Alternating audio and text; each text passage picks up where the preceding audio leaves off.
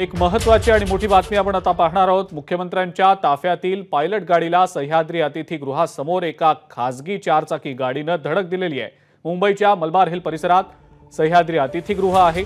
तिथे बैठका आटपून मुख्यमंत्री निघाले असताना ताफ्यातल्या पहिल्या कारला अर्थात पायलट कारला एका खासगी कारने धडक दिल्याचा प्रकार घडला।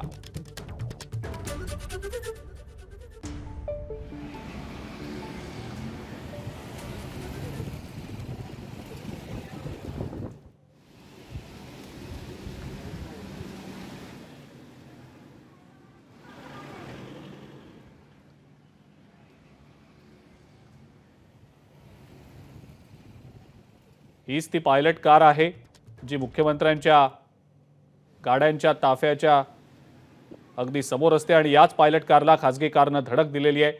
अधिक माहिती या संदर्भातली आपण जाणून घेणार आहोत। सुशांत सावंत आपले प्रतिनिधी आपल्या सोबत आहेत सध्या। सुशांत, काय नेमका प्रकार घडला, सविस्तर याबद्दल काय सांगताय?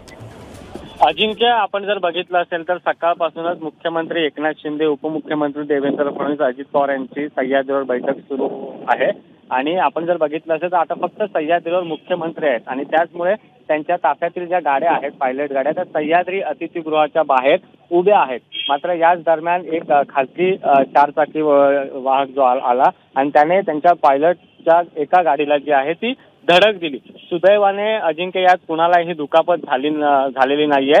मात्र गाडीचं स्टेअरिंग, ज्या गाडीनं ज्या पायलटला धडक दिली त्या गाडीचं स्टेअरिंग जे आहे ते लॉक झालं होतं आणि त्यामुळे थोड्या काळासाठी या ठिकाणी वाहतूक कोंडी देखील आपल्याला पाहायला मिळाले। आता पोलिसांनी जे आहेत त्या या चालकाला ताब्यात घेतलेला आहे आणि त्याच्याकडून थोडीशी माहिती घेतात। आपण जर बघितलं असेल तर हा मलबार हिल परिसर आहे, गजबजलेला असा परिसर आहे आणि सह्याद्री अतिथीगृह आहे जिथे व्हीव्हीआयपी आणि नेत्यांच्या गाड्या पार्क केल्या जातात। मात्र त्याच ठिकाणी एका खासगी वाहकाने जी आहे ती मुख्यमंत्र्यांच्या ताफ्यातील पायलट गाडीला धडक दिल्याचं चित्र समोर आलेलं आहे। ठीक आहे सुशांत, धन्यवाद सविस्तर माहिती दिली त्याबद्दल। एबीपी माझा, उघडा डोळे बघा नीट।